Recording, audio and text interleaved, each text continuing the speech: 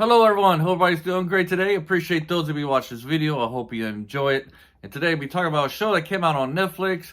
All 16 episodes of this show is out, so you can just binge watch it if you like. And trust me, once you start watching it, it'll be hard to stop watching it. It's that good of a show. Yes, and today we'll be talking about Dr. Slump. Basically what the show is about, we have our male lead and our female lead, and they're like medical doctors. One's a plastic surgeon, the other one is kind of like the person who helps you sleep well. I can't pronounce her technical name, her technical profession, I guess you could say.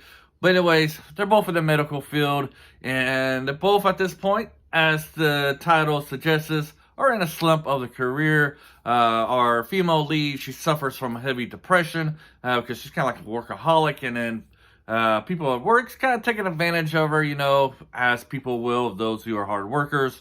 And then our male lead, he's like a plastic surgeon, and he's like the top plastic surgeon there in his field.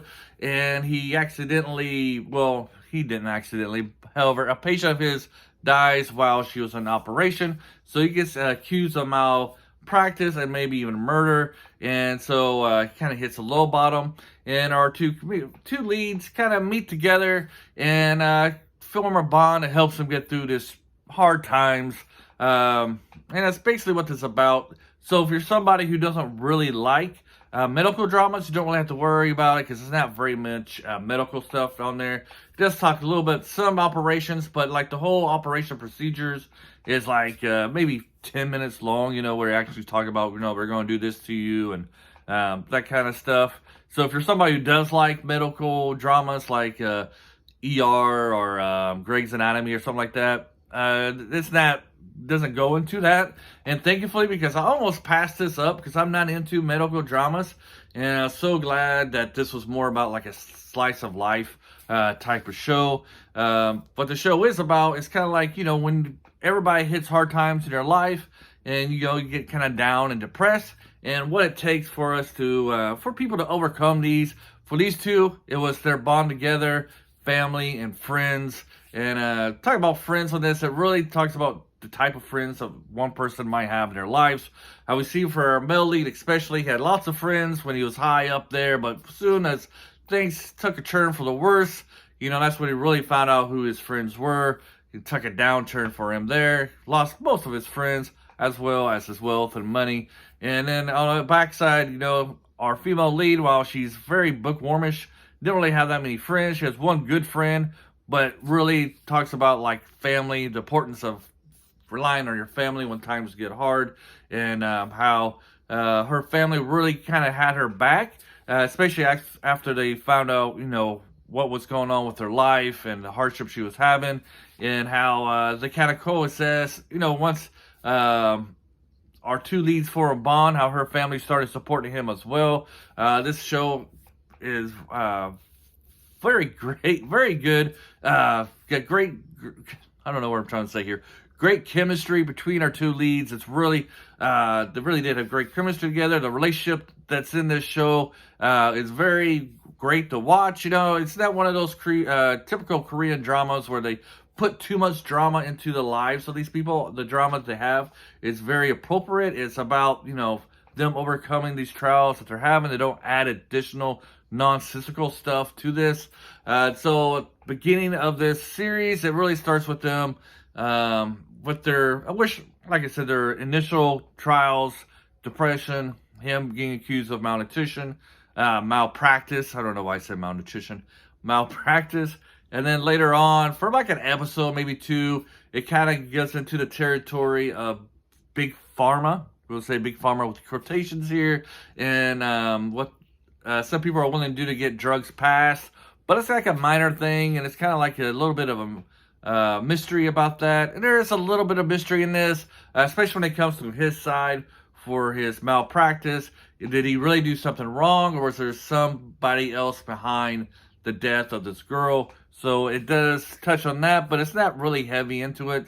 This is more like a slice of life type of show for you.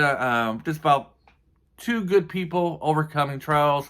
If you're somebody who likes kind of like enemies to friends type of thing, this is also a show for you, as our, two leads, they went to high school together, so they kind of had like this rivalry in high school as they were battling each other to be the top two students.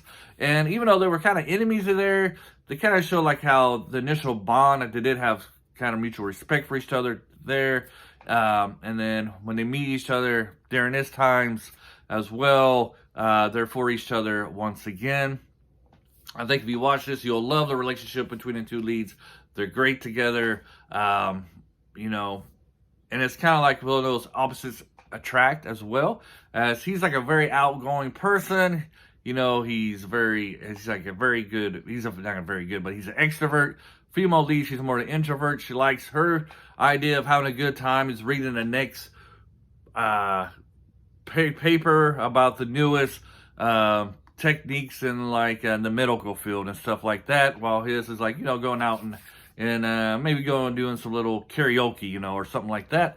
But it is kind of like opposites attract. And also, one thing important about those kind of relationships where opposites attract is they do attract as long as both people have core values. Their core values are the same. That's probably the most important part of a relationship. And we see in these two characters that is the truth. And also what I like about this is that how they both bring out the best out of each other. And they're really like any good couple. You know, you need to be supportive of your partner. And once they form this bond, that's how it is. You don't really get, like I said, when I say like extra drama, let me explain a little bit more on that.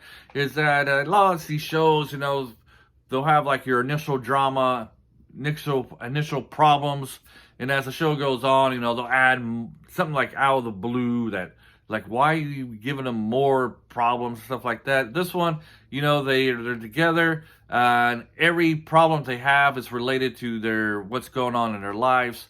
It's not added to it. Like, they don't make the story too complicated. Let's just say that. Like I just made that explanation too complicated.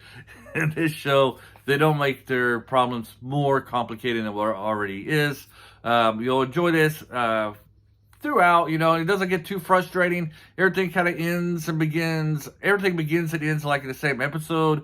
So not every trial is like lingering on. It's like, man, can they just get past this problem? They don't go too far. Each problem doesn't last forever, kind of thing. They all get resolved, and then a new one comes up. Now I'm just dragging this on. Anyways, I would highly recommend this show, Dr. Slump. It is very great. It's one of probably the best Korean shows or shows out there you can watch on Netflix, and just in general. Both actors are tremendous. You have of course, with every great Korean show, you have your great side characters. And our second leads here, they are fantastic as well. You'll enjoy them. And yeah, so hope you guys did enjoy this. Have a great day, and bye.